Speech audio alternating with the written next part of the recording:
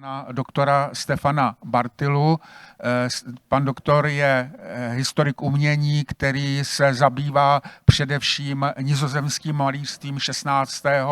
až 18. století, s důrazem na krajinomalbu. Dalším okruhem jeho zájmu je ikonografie a ikonologie.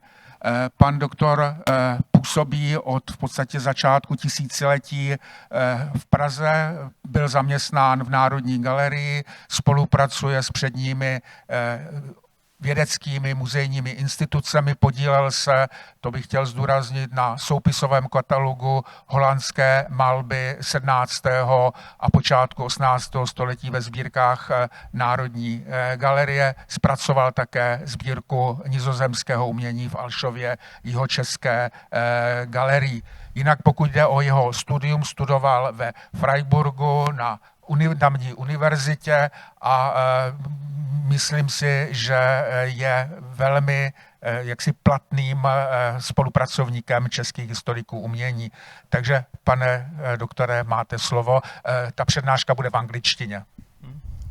Děkuji, thank you very much. Dear ladies and gentlemen, dear colleagues, since the exhibition by the Krasumna Jednota on Peter Brandl in 1911, a composition has been known under the name The Rich Man.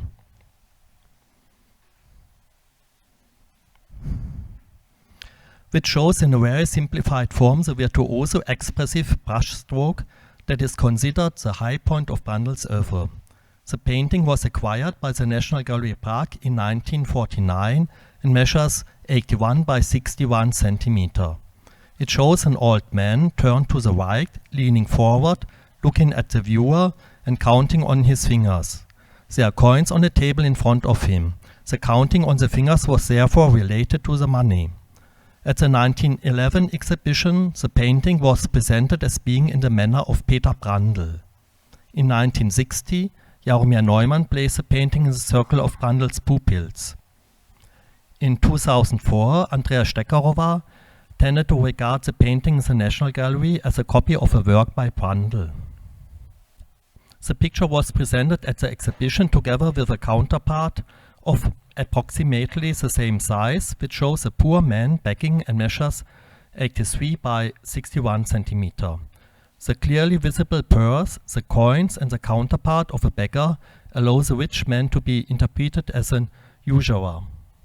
I found the presumed original by Peter Brandl, which is a model of the painting with the usurer, depicted in a catalogue of the German and Austrian old master paintings in the Hermitage in St. Petersburg from 1987, where it was attributed with a question mark to Christian Wilhelm Ernst Dietrich. You see it in a recent photography. It is painted on canvas and measures 72 by 60 centimeters. This means that it is 11 centimeters shorter than the copy in the National Gallery Prague. The highly specific, very virtuoso and expressive manner of painting with impasto, visible brushstrokes and mechanical traces in the wet paint prove it at first glance to be an original work by Peter Brandl. The photography shows the painting somewhat dark and with yellowed varnish. A restoration would bring out the colors and brilliance of the painting again. In the picture of the Hermitage, we do not see any coins and no table. Even though this area is very dark, in the photography it is highly unlikely that there was ever a table with coins. The painting has been lined and at least the original canvas has been trimmed. The extent to which this also affected the painted surface is yet unclear. In the Prague copy, the old man has obviously been reinterpreted as a rich man or usurer by adding the coins on the table. As an original concept, the counting of coins makes no sense either. The question arises as to why you should count coins on your fingers, especially if you are a rich man with more than 10 coins. The facial expression of the old man in the Petersburg original, which radiates wisdom and dignity, also speaks in favor of a reinterpretation by the copy. We can best interpret the man in the Petersburg painting as an ancient philosopher who is enumerating his arguments on his fingers. The reinterpretation as an usurer in the copy was perhaps already done with the intention of combining the picture with the painting of the poor man as a counterpart, in order to furnish a picture gallery with the two pictures in which it was important above all to fill the walls and where counterparts were desired in the hanging for reasons of symmetry.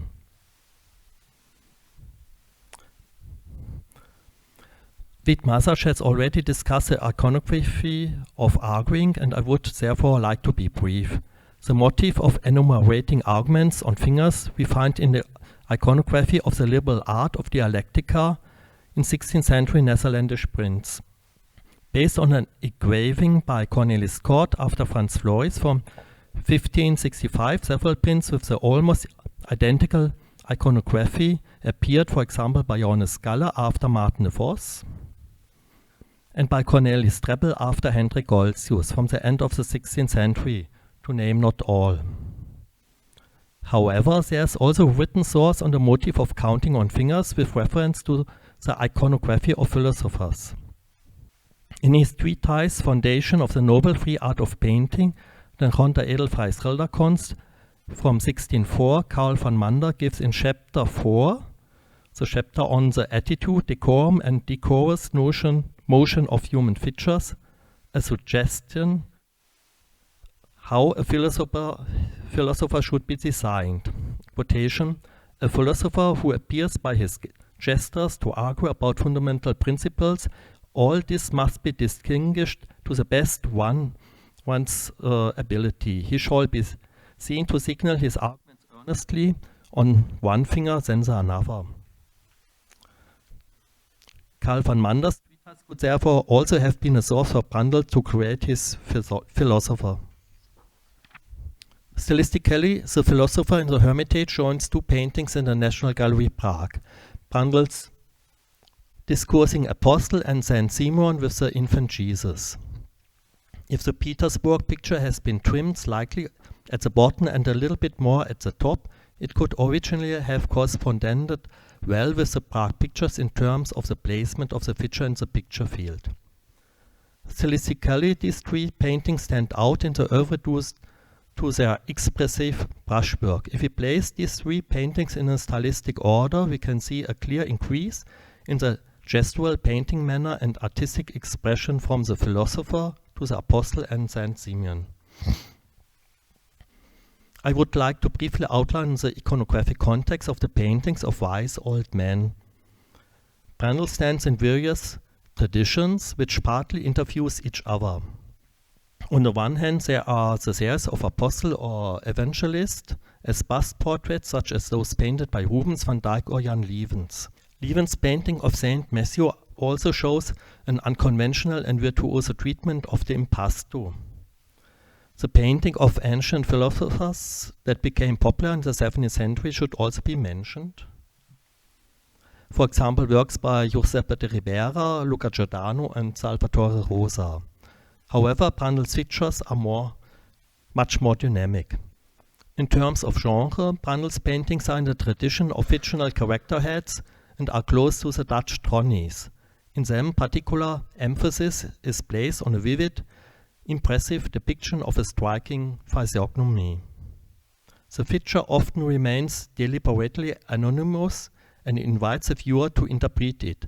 The main value of a Trony or character head lies in the execution of the painting by the artist, who thus demonstrates his artistic virtuosity and becomes recognizable through a specific personal style. These paintings are therefore primarily aimed at an art lover who can judge the quality of the execution.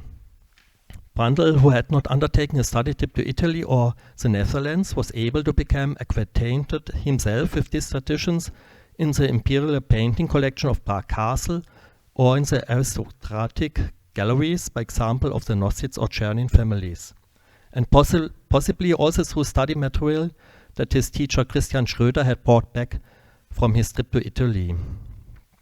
However, Netherlandish artists in Prague, such as Abraham Hordijn, Jan Ongas, Philip Christian Bentum and Balthasar Westerhout also came into question as mediators of knowledge. especially of the content of art literature, like Carl von Mander. And prints are also likely to have been an important source. A mezzotint from around 1680 to 1619 by Abraham Bloteling probably provided a concrete model for Brandl.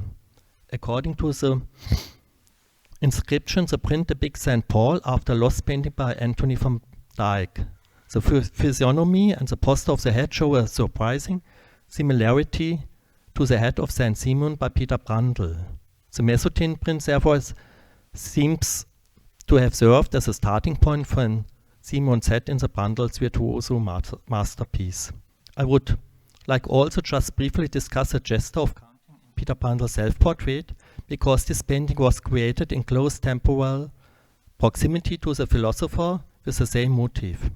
Jaromir Neumann recognized Brandl's gesture in the self-portrait as a gesture of arguing, but nevertheless also saw it as an allusion to Brandl's indebtedness. He cited as evidence the copy after the Petersburg philosopher, where the rich man counts his money. However, the fact that the painter wanted to address his financial hardship in his self-portraits does not seem very convincing. In my opinion, Brandl lists the arguments in his favor here, just as a philosopher lists his arguments for his doctrine. They are arguments in Brandl's self-defense and self-justification to creditors, customers, and especially noble art lovers during the escalation of his financial crisis. Brandl cites such arguments, for example, in his letter to the emperor dated from November 1723, after learning of his wife complained to the emperor to receive an outstanding payment from Count Czernin instead of her husband. This more than unusual incident may have prompted him to paint his portrait of justification, counting his arguments on the fingers. Due to their close stylistic and conceptual relationships, the philosopher from Petersburg and the apostle and St. Simeon from the National Gallery Prague were probably created around the same time. The difficult question is when. Brandl's expressive manner with gestual brushstrokes can only be seen in few paintings which are not painted. The dated pictures, in turn, provide only a few clues to the development of the expressive manner. The philosopher, the apostle, and St. Simeon were probably painted before he left Prague in 1725, because Brandl was either tied up with commissions, especially for churches and monasteries, or was in prison. Under these increasingly difficult circumstances, he probably did not undertake any new extravagant artistic experiments. Brandl's painting with fingers offers a possible chronological clue for the dating, as it has repeatedly been assumed that Brandl has also used his finger in his expressive manner.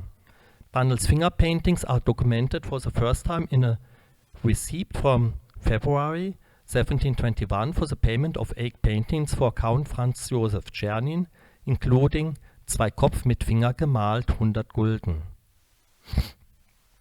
As early as the beginning of the 18th century, finger-painted drawings were mentioned in Prague inventories, albeit without artist's name. Jaromir Neumann assumed that Brandl came to painting with fingers through Michael Wenzel Halbachs, and that Halbachs had brought this manner of painting with him from Venice, where it can be traced back to Titian's late style. Rembrandt, who used his finger as tools in his late works, was also mentioned as Brandl's forerunner. With the derivation of these paintings from Titian and Rembrandt, the idea prevails that such paintings were worked in the so-called rough manner of the late works of these artists. This may or may not have been the case, but there was another point of reference for finger painting, and these paintings were not painted in a rough manner. Carl von Mander reports in his life about Cornelis Kettel in the thriller book that he began painting with his fingers and later even with his toes. Kettel was a portrait painter, a poet, and a picture doctor who created sophisticated allegories. In 1599, he was overcome by the urge to paint with his hand without brush, starting with his self-portrait. Among other things, he created several portraits with his fingers and also a painting of the philosophers Democritus and Heraclitus for the very wealthy art lover and collector Hendrik van Us in Amsterdam, whereby he depicted himself as Democritus at the request of the art lover. Carl van Mander, who had since long been a close friend of Kettel, defended the finger-painted pictures against criticism as a ridiculous, abominable urge, and praised the fact that from a distance they had a surprisingly good effect and were not worse painted than paintings with a brush. Van Mander's statement is confirmed by a good quality portrait by Kettel of an unknown man from 1601 with the inscription that it was painted without a brush. It is very unlikely that Halbachs or Brandl saw such a painting by Kettel, but they may well have been familiar with Carl van Mander's stories of Kettel's finger paintings. The story could have served as a model for the painter and his brethren to attempt also such an experiment and feat. This is also supported by the fact that Kettel's painting also showed heads or busts, as van Mander's naming of titles reveals: Philosophers, Many Portraits, Mary, John, and the Salvator. The significance of Brandl's finger-painted pictures for the development of his expressive manner is therefore not entirely clear, as we do not know whether they were painted in the rough or in the fine manner. However, the new haptic experience with the thick impasto could have led him to radicalize his painting manner alla prima towards an expressive gestual expression with visible strokes in which the colors are mixed. Like the great painters Titian and Rembrandt, Brandl developed his rough manner at an advanced age, after many years of experience in painting. However, there are also significant differences. In Rembrandt's and Titian's late works, the rough manner becomes a stylistic expression in all pictorial tasks. It is a late style that encompasses their entire oeuvre. However, this new expressive manner with gestual brushstrokes and fingerwork remains limited to a few works by Brandl. In contrast to Rembrandt, Brandl did not paint himself in his rough manner. The expressive paintings are therefore artistic experiments. Why did Brandl not continue them? In part, one can probably blame a lack of time under the pressure of painting altarpieces to pay his debts, and later a certain decline in his creative powers. On the other hand, works such as The Philosopher or St. Simeon could also be painted very quickly. With the expressive gestual technique, Brandl was able to paint a picture much faster than in the conventional painting technique, at the same time provides evidence of his artistic virtuosity. The main reason for the rather small number of these paintings was probably the market in Bohemia, was soon saturated. There were perhaps not enough avant-garde art lovers in Brandl's circle of patrons for a high production of such paintings.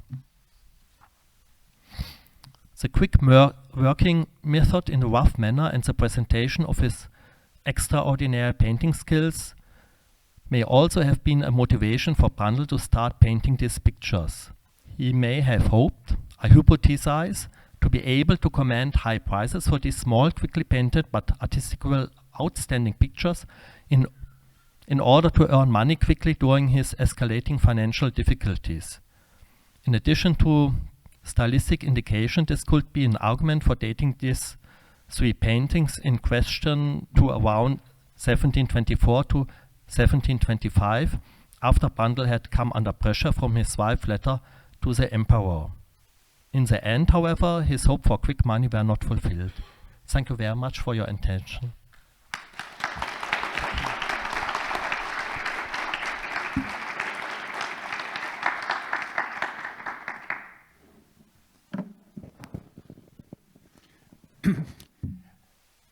Já také děkuji za příspěvek. Myslím si, že přinesl řadu nových podnětů k tematickým okruhům, které jsou v souvislosti s Brandlovou tvorbou jaksi diskutovány.